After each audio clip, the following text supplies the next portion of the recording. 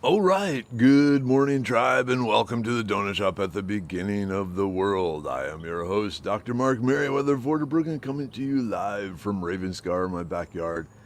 It's Friday. We made it through another one. Our lives are screaming by, but it's Friday, so now we can relax a little. Well, at the end of the day, we can relax a little. Hey, Charles, good morning. Friday. So cool news. I'll wait till we get some more people here. But I got a neat letter in the mail yesterday. Kind of surprising, but some of you know. You've seen. I announced it on the Facebook page here. Hey, Katie. Hey, Alan. Andrew. Good morning. Siri. Hello. Hey, Kelly. How's Two Socks? The guinea.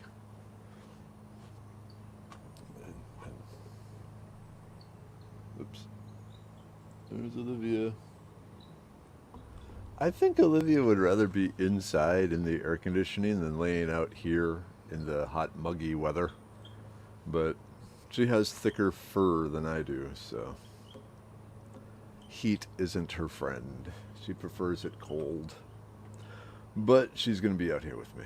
Yeah, so again, this is one of those mornings where I'm broadcasting before showering. So this is what my hair looks like when I wake up in the morning. I was trying to mess with it some, just like moving it around, but nope. Uh, some of you might remember the cartoon strip. I think it's still around, Zippy the Pinhead. And I was looking at myself this morning going, oh my gosh, I'm Zippy the Pinhead. Oh well, except with a beard. Yeah, Chirpy's a little disturbed by it too. Or he's thinking, got that for a nest. Hey, Kimberlyn, good morning. Coffee. Another long day yesterday. Working. But I was submitting, I write a monthly article for Charm East Texas, the lifestyle magazine of East Texians. And yesterday I wrote, I looked at it, it was my 41st article for them since 2016. So that was kind of cool. Lots of writings out there. Hey, Charles R. Good morning. Cinnamon. Ooh. Happy Friday. Only have to work half a day. Nice. Ooh. I got something to show you guys. So hopefully, if everything goes well by the end of this weekend, God willing, if everything goes well, the Outdoor Adventure Guide foraging book should be finished, and everything will then head off to the printers. Because of how they have it scheduled, they still won't actually have it on the shelves until March of next year. But I want to show you something cool here, so I got to share my screen. Share screen, window, foraged cookbook. All right. So these are some of the pictures that Heather Barnes took for the book. And so like these are nightshade tarts. So the nightshade berries, we can do a field trip. I'll go over and show you the nightshade. But they have the black nightshade have a particular sweet flavor and are edible. Not all nightshades are edible. Some are. These are. But they have this there. We have Bannock. So some lovely pictures of Bannock. If you are familiar with the YouTube channel, was it Men of the Pot or Men with Pot? Men of the Pot. But it's these guys over in Ireland that do these campfire cooking videos. And I said, I want it to look like that. And she did great. Here we go. I got the Dandelion Fritters. Dandelion Fritters. Cooked in a bit of fat there, but ooh, so tasty. Let's see. We got the pine needle shortbread. Ooh, here we go. Here, ooh, the grape leaves. Mmm. Stuffed grape leaves. I'm just making you all really hungry. And where is that? Oh, yeah, look at this. So, Greenbrier spring rolls, and recipe for that in there. So, all sorts of cool stuff. So that's what you got to look for. Whoop, why am I frozen? Oh, this is, hey, hello.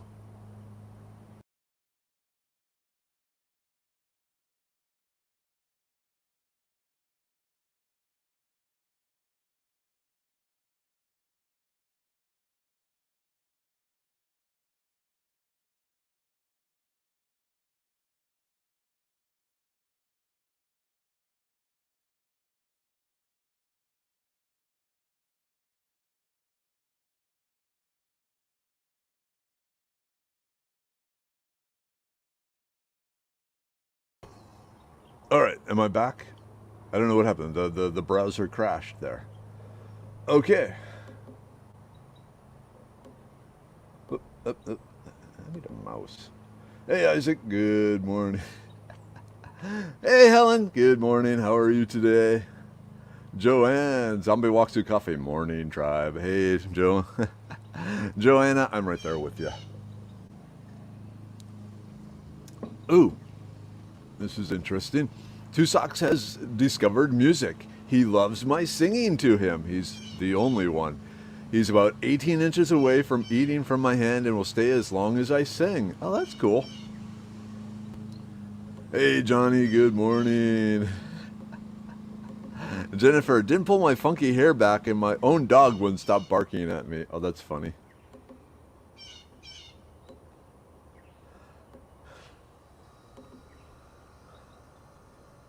Yep. Tomatoes are nightshades, peppers are nightshades, potatoes are nightshades. But usually when people think nightshade, they think evil killing stuff. And there are some out there around in Texas you don't want to eat, but these are edible. And like I said, before we end the show today, uh, we'll do a field trip and look at some nightshade, the edible nightshades. Okay, so Joanne, what are the grape leaf stuff with? Spicy rice. Yep, we made it fairly simple. Like I said, the goal is to do stuff you could do out backpacking.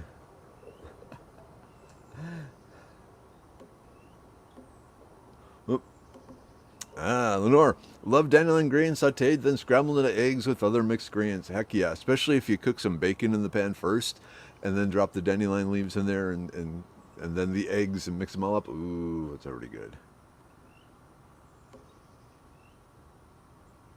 Okay. Hey, Robert. Hey, Katie. Stefan. Hello, Stephen. Sorry. I always pronounce the PHF. Or is it Stefan? It's Stephen. Yeah. Anyway.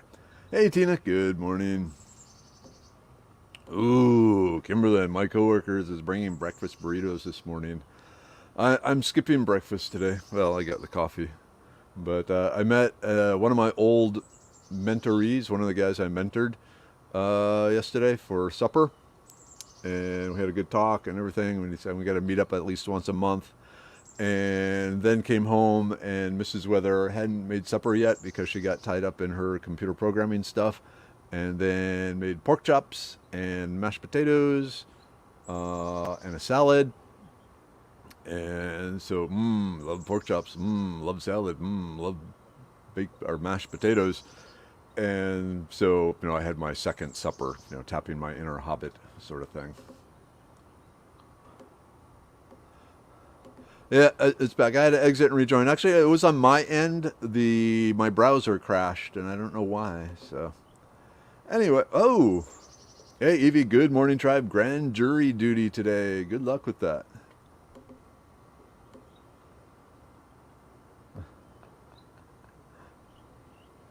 All right. Are there any bug recipes in the new book? No, because again, the publisher wants to try and appeal to a mass audience, not understanding the interest in eating bugs. I recommend the Eat a Bug cookbook. That's a really good one for that. Charles, yes, grape leaf healing raw stuffed yum outside inside glass porch perfect with no blemishes. Cool. Hey, Kimberly. Hey, Mom and Dad. Good morning. Another smoky morning. Smells like someone is barbecuing outside. Mmm, that smells good. I could go for some barbecue. Hey, Francis. Good morning. How are you this Friday?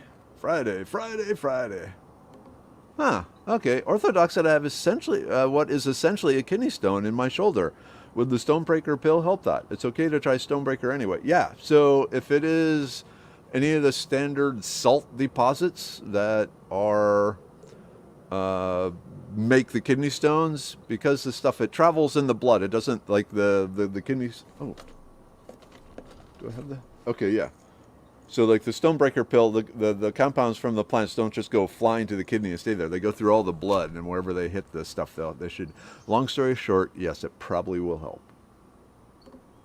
Okay. Hey, Maureen. Good morning. Ah, Robert, I got here late. Is there a new cookbook? Where do I get it? Okay, so the publishers of Idiot's Guide Foraging are re-releasing the book under the Outdoor Adventure Guide Foraging in March, next March. And so they wanted 20% of the plants replaced. And then we also replaced the recipes. So it'll be all new recipes, specifically designed for campfire type cooking, type outdoorsy things, uh, cooking and drinking. And then, like I said, 20% of the plants are replaced. So also they're going to make it the dimensions smaller to make it fit better in a backpack or a bug out bag or things like that. So it'll be good. So it's like I said, a rehashing of Idiot's Guide Foraging, but 20% of the plants have been replaced and all the recipes.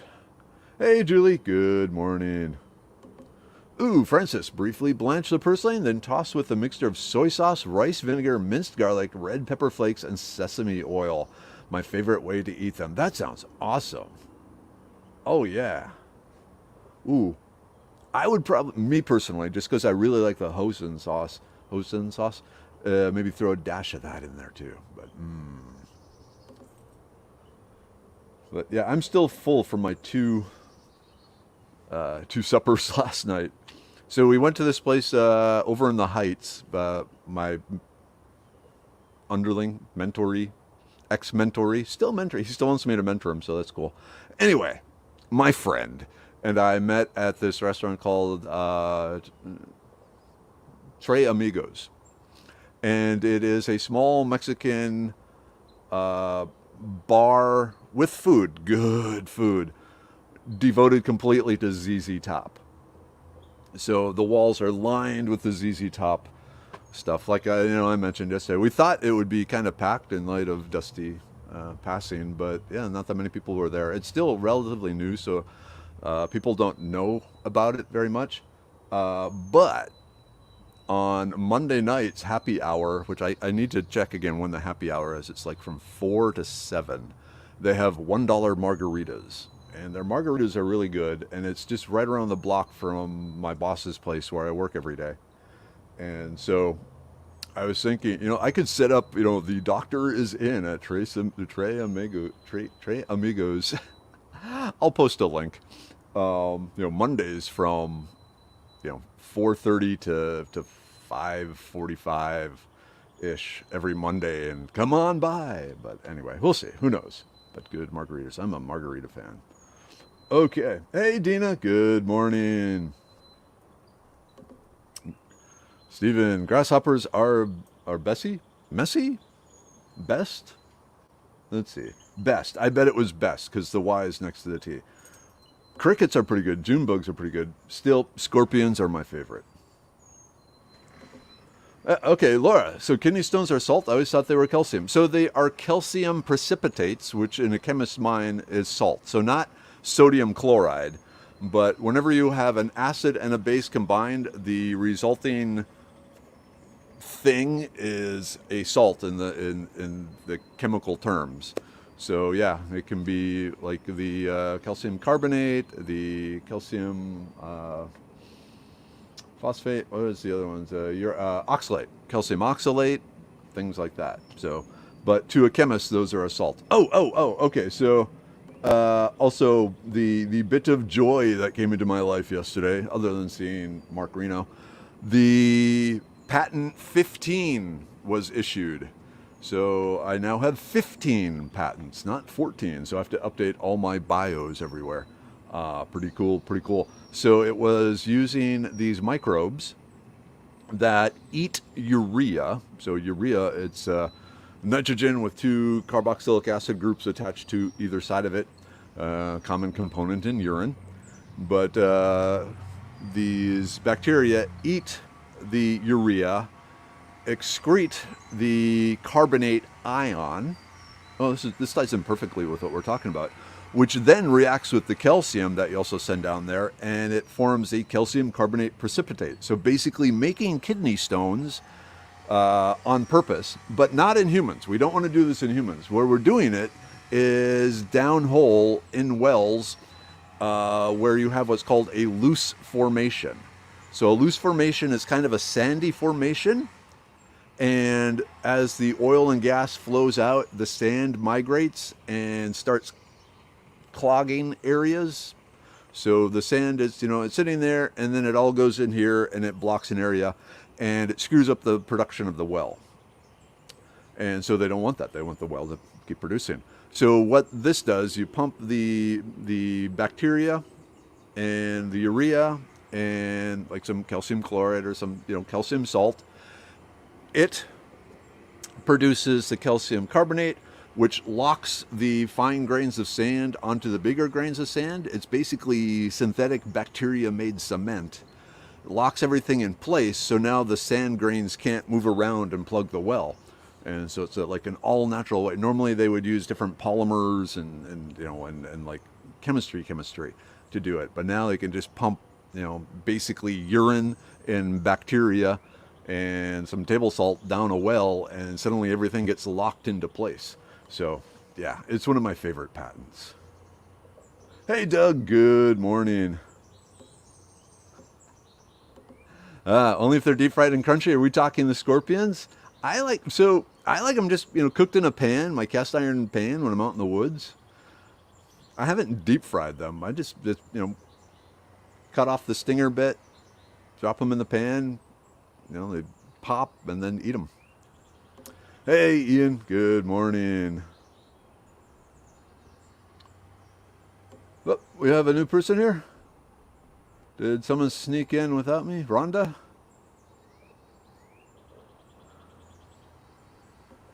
Hey, Robert. Good morning. And hello, Rhonda. Hey, Nina. Good morning. April. Coming from the YouTube side. Okay, Alan, those tickle tongue seeds are hulless, but there are some that turn more mature, dark, and are smaller. Not many of them, though. Are all the seeds going to be viable for kiri? Not sure. I would think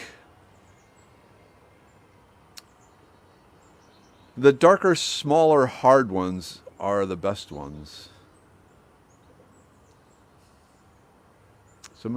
I guess I would hope, as long as they're dark. Well, okay, it goes back to if the husk has split open, they're ripe enough to try and germinate. If the husk was still tightly closed around it, they're maybe not. But the husk split open, the seed sits there for a while, then eventually the seed falls out. But I think once the husk is open, it should be good to go.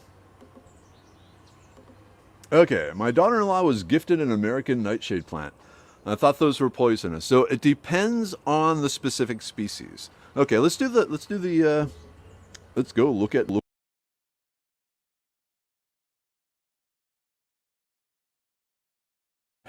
Okay, hopefully you can hear me. Field trip. Okay. Let's see, where's one that has berries on it? Okay, here we go. Oh, here we go. Okay, let's see. I wonder. All right. I'm trying to figure out how to juggle this. Stink bug, also edible. All right. Let me. Hold on a second here. Let me close that. All right. Okay. So here we have the nightshade. I wish it could focus better. But we have the clusters of blackberries. If they're unripe, they're going to be more green. I got a lot of plants mixed in with here. I was looking for some flowers. Let's pop over here. Whoops. Okay, so there's some of the leaves, some of the unripe berries, which are green and shiny. Whoops, green and shiny. And then, where'd the black ones go? Some black ones. I have a lot of nightshade in the yard, but none of it is really set up good for photography. Hold on. Let's see, no flowers on that one. This one's probably going to be all bleached out here. Okay, well, try and focus. So, small leaves about 1.5 inches long, clusters of berries. This isn't working well. No flowers? I guess all the watering knocked them off. Focus. Oh, here's some flowers. I don't know if this will work. But the flowers are small and white. The petals point backwards. There are 5 of them, and they have little yellow stamen and pistils. So, can we get in there? All right. Okay, this didn't work as well as I had hoped. So, we'll go back here. Yeah. So, if you go to the Foraging Texas website, there is the black nightshade, and there's all the information you need to identify the black nightshade there. So just a minute here. Let me switch back to the good microphone. All right. So, whoops. Yeah. So, I don't have a window open here. Check out the black nightshade over on foragingtexas.com and compare her plants to those. Well, I could swap advice for margaritas, but that would mean only one person would get advice because they only want one margarita. Yes, $1 margaritas and drinking with Dr. M. Who could refuse that? Now, I wonder if they got Wi-Fi there. Oh, tangled up beard. I need to brush my beard. Thank you. Hey, Roxana, good morning. So what's depressing, though, is how many patents pending I have that probably never will see the light of day. I think I have probably another 10 or 15 patents pending, but What was really funny, funny isn't the right word, but I use funny when I don't have a word to describe the feelings. But so I submitted the patent information to this was back when I worked at Baker Hughes. Submitted it to them. I submitted like 5 different patent ideas to Baker Hughes back in 2016. Then twice a year, their top dogs get together and decide which patents they're going to submit to actually try and get patented, because it's tens of thousands of dollars to do that for an organization. If you're a small independent investor, they have a different financial plan. But for the big companies like Baker Hughes, yeah, it's like $30,000 just to apply for a patent. Anyway, submitted these patents, got laid off. And then I saw that a number of my patent ideas, Baker Hughes actually did decide to send off to try and get actual patents, patent the idea. So there was a bunch of patents from 2017 submitted by Baker Hughes, where I and 2 of my coworkers are the principal investigators, designers, inventors. sort of thing. So the bummer about that is I don't get my $1,000 from Baker Hughes, but oh well. We'll see. Hey, Eula. Good morning. Ah, yeah. Wasp nests have little skillet fries in their nest pods. Yes, the little, I forgot about the wasp larvae. They're actually really tasty, too. And the fire ant larvae. And boy, here comes the sun. Do, do, do, do. I hate scorpions. Little bastards. My pheromones are like Chanel number 5 to them. I've been stung 11 times that fall off the ceiling and attack me in bed. I'll happily eat them. Oh, heck yeah. Like I said, cut off the stinger, throw them in a hot pot. Like, not hot pot soup, but a hot skillet. And away you go. What we do, so you know the Coleman lanterns, you know, the pump, you know, blindingly bright, and the top plate on the Coleman lantern gets really, really, really hot. So we would catch the scorpions and put them on that and cook them just right on top of the Coleman lantern and then eat them. Okay, that patent will make a fortune. I wonder if it'll help solidify the vacated spaces caused by fracking to reduce earthquakes around fracking well sites. Okay, couple of steps back. First, the earthquakes induced by fracking are not due to the fracking. It is due to the disposal of the water that comes back from the fracking. Because even though it's clean, the regulations say you can't use it anywhere else. So now what they do is they pump it even deeper into the ground in disposal wells that are way, way, way, way deeper than anything else because they want to get it way past any water layers and all this stuff. But unfortunately, once you pump a whole bunch of water down that, you start lubricating the little fractures and allow the micro earthquakes, you know, the 0.5 to 3.1 sort of thing. And the other cool thing about it is it doesn't just work for oil wells. It can be used to consolidate anything. So if you have sandy soil and you want to build something on it, normally they would do all sorts of stuff to stabilize the soil. Now this is another option where you just spray on the mixture of the bacteria and urea and give it a few weeks and it kind of self-cements together. So another place they were thinking it would be used is in tunnel boring. Again, to lock, you know, the hole in place.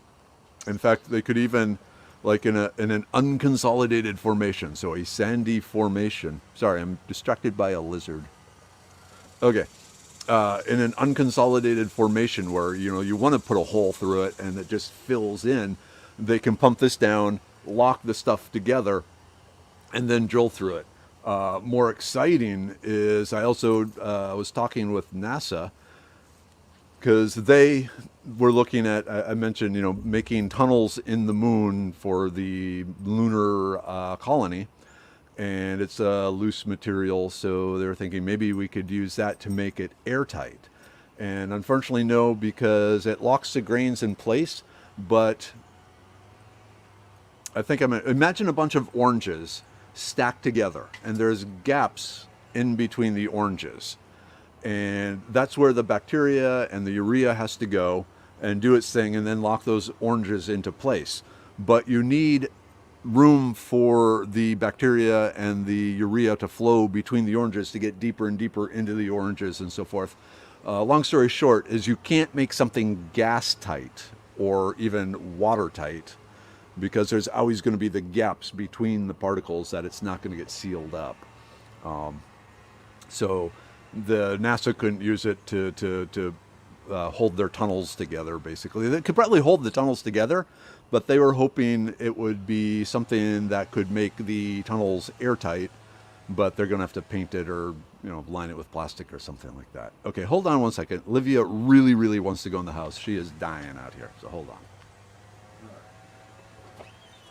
There you go. Okay, I'm back. Anyway, the problem is because Baker Hughes owns the patent, I actually get nothing from it other than bragging rights, but that's always how it's been.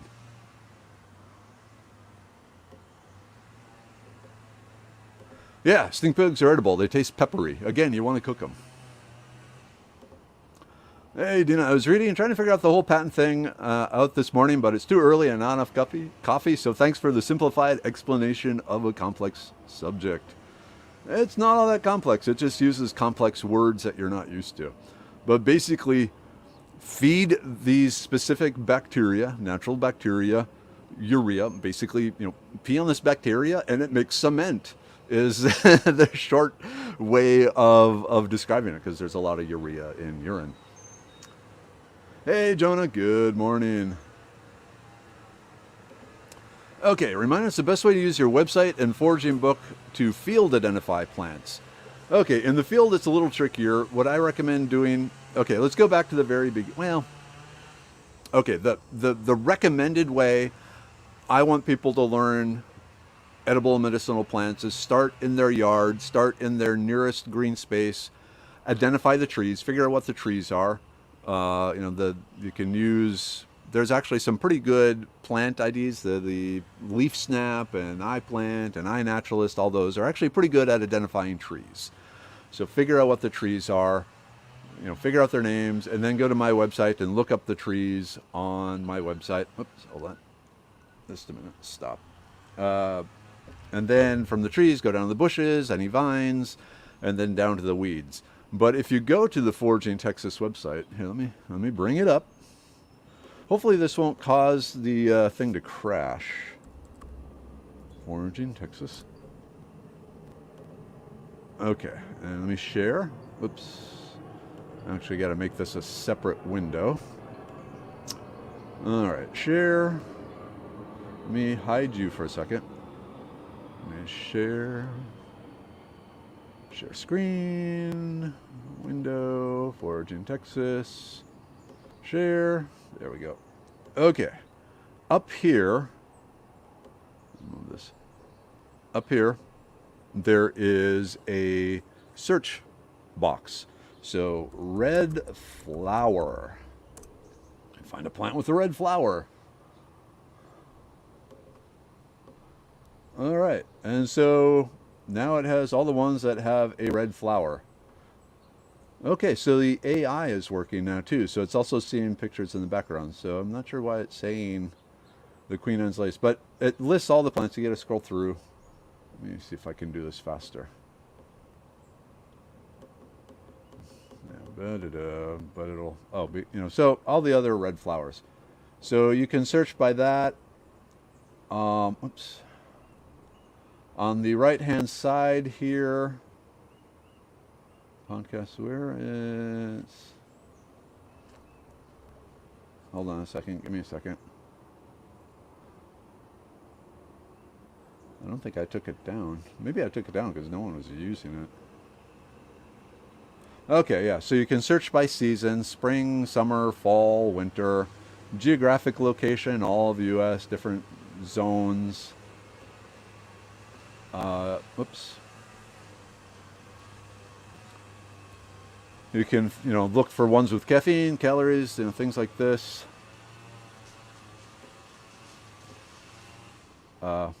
Then where it's growing, is it dry, arid, the borderlands? Borders are like woods meeting something. Shade, stream banks, things like that. Find by fruit or seed pod color. So is it black fruit, blue fruit, brown fruit, green fruit, nuts, orange fruit, purple fruit? The different fruit colors. Same with find by flower color. So you can actually, instead of going to the search box, you just go over to the right side. Find by plant type, bush, cactus, lichen, tree, wide, anything like that. So there are multiple ways of searching to help you identify the plant.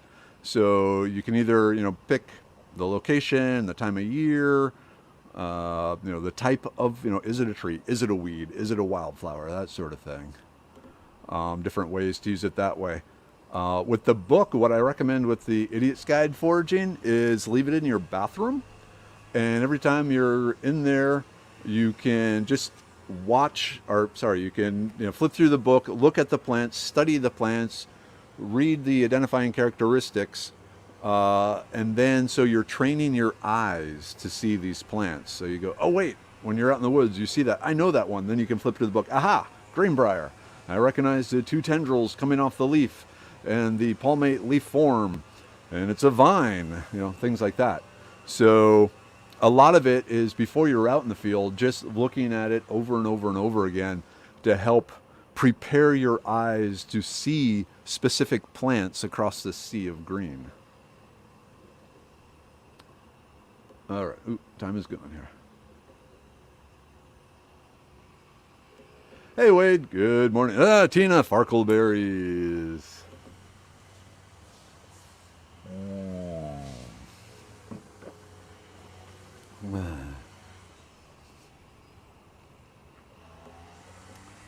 Farkleberries, one of the two magic words. I need a hardscape road in my place. Is there an application for that with your patent? So, the issue I would be concerned about is that it's not going to be as durable as real cement. It's good for locking things into place that aren't going to be then overly abused, like driving on and so forth. So it would probably help, but it wouldn't be necessarily a long-term property. So I'm going to give you a tip, Maureen. Okay, and everyone else. So let me. I need another window here. Jack bean plant.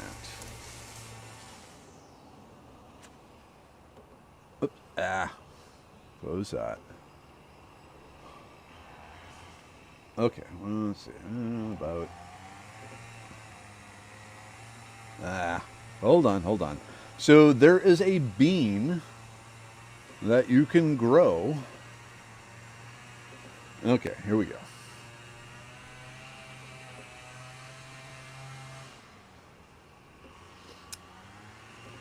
All right, let me share here again.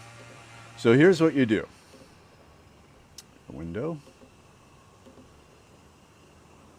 You gotta hit share. Okay, there's a bean called the jack bean, Cannavelia ensiformis, and this is a standard domestic bean that people grow all around the world. You can get seeds. You can grow it here in Texas. Inside this bean is a very high concentration of that same enzyme that's in the bacteria that will react with urea and then poop out the cement. Except that it's not really, it's just an enzyme doing it, so it's not even pooping at this point. It's just chemically creating. I guess I said the word, so I need a drink.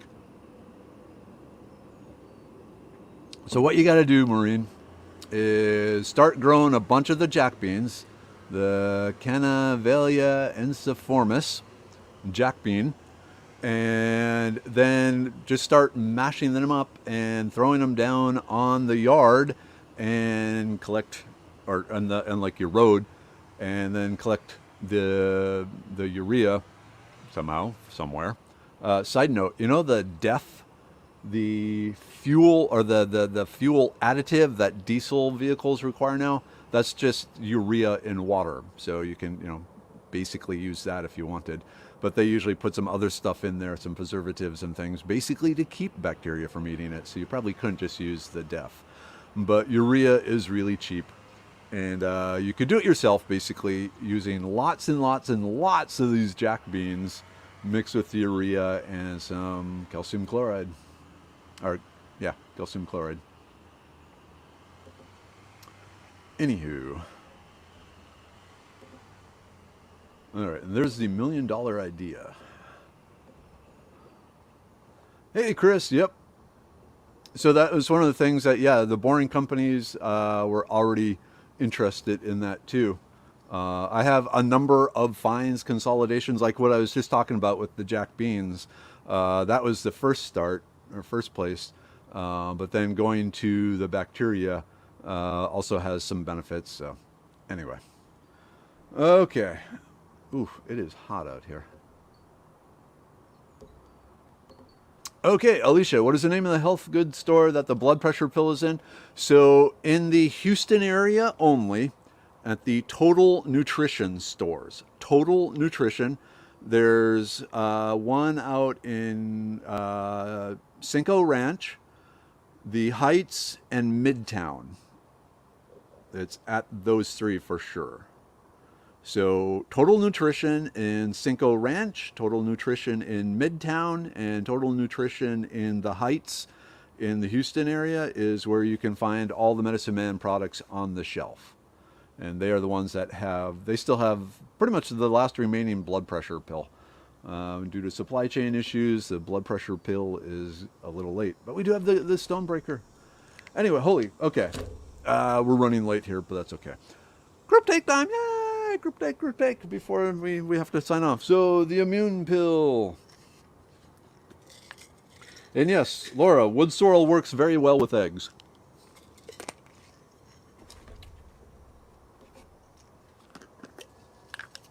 Oops. The brain pill.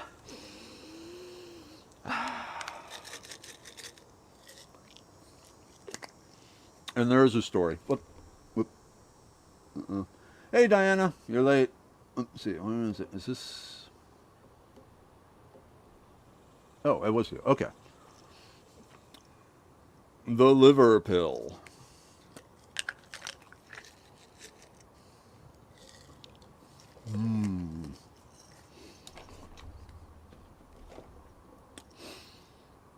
The uric acid pill, which I don't need.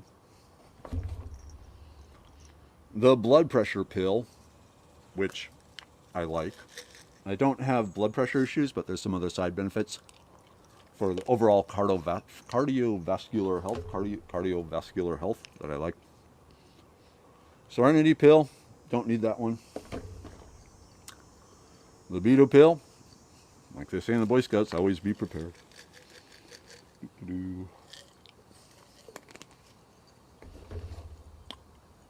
And now the Stonebreaker pill is available. Yay! And I just take one for maintenance. Keep everything good and flowing. All right.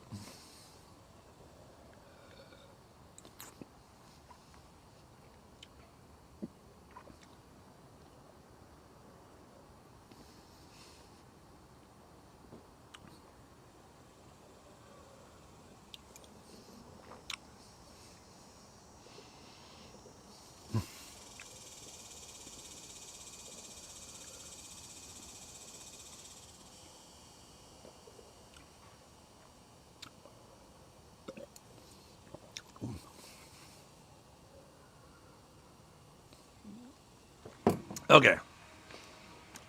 The patent idea. So I read incessantly. Yeah. I'm constantly reading.